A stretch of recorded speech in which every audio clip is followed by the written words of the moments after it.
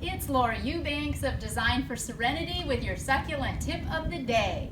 And I am here in La Jolla, California doing a maintenance. Now this is a property that we installed 3 or 4 years ago.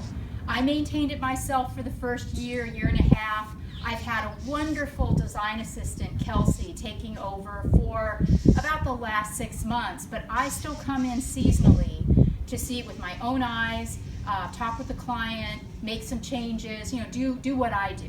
But I'm so thrilled with how the garden looks. And even though I know that most of you don't live in La Jolla, a mile from the ocean, with these western breezes blowing through, the succulents are in nirvana here. I mean, this is absolutely the best place. So I thought I'd show you some La Jolla succulents. Zwartkoff, Aeonium Zwartkoff. This one, I've said it before, nobody goes dormant like Zwartkoff. And this is a full sun situation right here, but even in dormancy, the black of this plant is absolutely stunning. Remember the gutters? I did a video on this when I installed them a couple of years ago. Now, take a look at the string of pearls. The Senecio Rallianus, they look a little desiccated, don't they? Kind of sad. These do require a lot of water to keep them happy. And even though they're not dead, they're not, and they will bounce back. Right now, they look a little rangy. But the rest of the plants in these gutters, oh, they're just gorgeous. Look at the color on this calico kitten. Fantastic.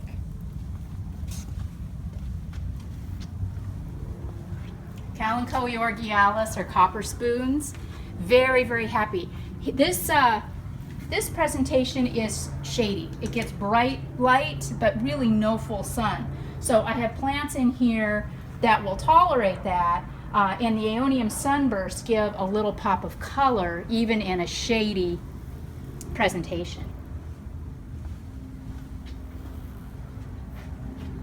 Oh, this is beautiful. Where else can you have an Echeveria incantata living so happily right next to a Echinocactus grusonii? In La Jolla, that's where.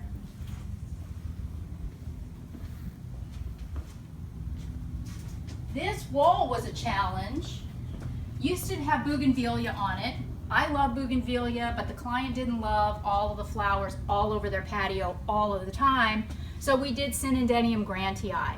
This plant is persnickety. It needs a perfect climate and very little variance in temperature. So La Jolla is the perfect place for Synodenium grantii.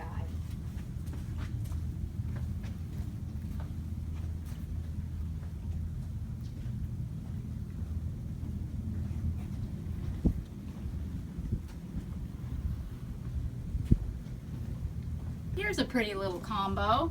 We have Crassula Argentia Sunset Jade and Euphorbia Milli. This is a plant that blooms, this is ready red, and it blooms pretty much year round, and the sun really, really colors up that Crassula. These barrel cactus were staged over here. There's no irrigation in this area, and they were very small. I like to stage barrels in groupings of 3, and haven't they just filled in beautifully? Here's a fun pot for the shade, right at the client's front door. We've got a little Echeveria, I think this is just a cutting of Synodenium grantii.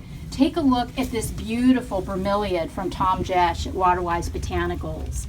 Jade is a plant that will tolerate shade better than some others. It's not going to color up or get any hues of orange or red, but the green against the purple is really magnificent.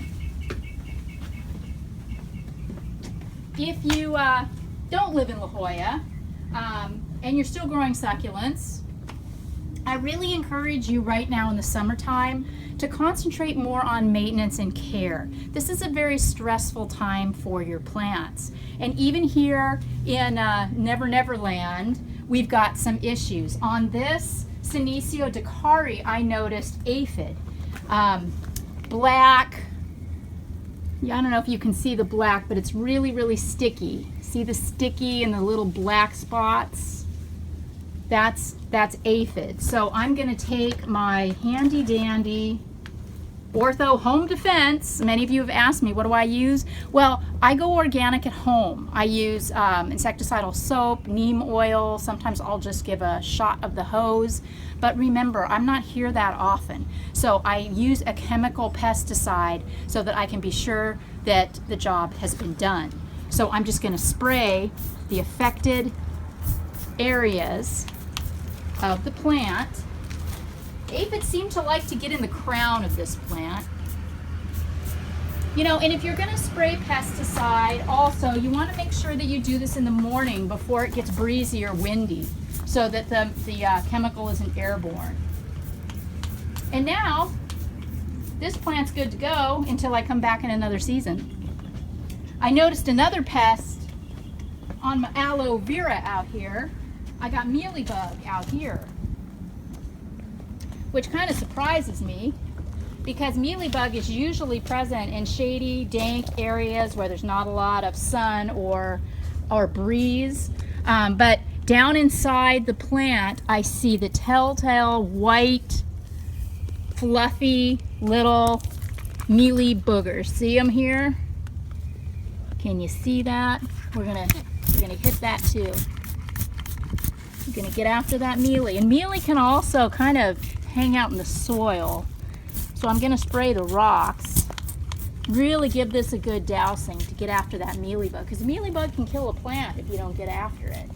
So remember, when your succulents are stressed out, as they are at this time of year, even here in La Jolla, maintenance, maintenance, maintenance. Get in there in your gardens and really take a look. Try to shade your plants as much as you can. Minimize the amount of water you're pouring on them right now. Remember, a stressed out plant tends to be a somewhat dormant plant, so they're not going to take the water in the way they will when they're actively growing. Some of you have asked me too lately about your aloe vera and why it's turning purple. That's not a bad thing, it's stress. See, take a look at these bottom leaves on this aloe vera. See how this is kind of a rosy pink color? And these newer leaves are more green? This is just normal. This is, remember, don't be concerned if you see little black spots on your succulents, or if you see some discolored leaves, particularly if they're on the base of the plant.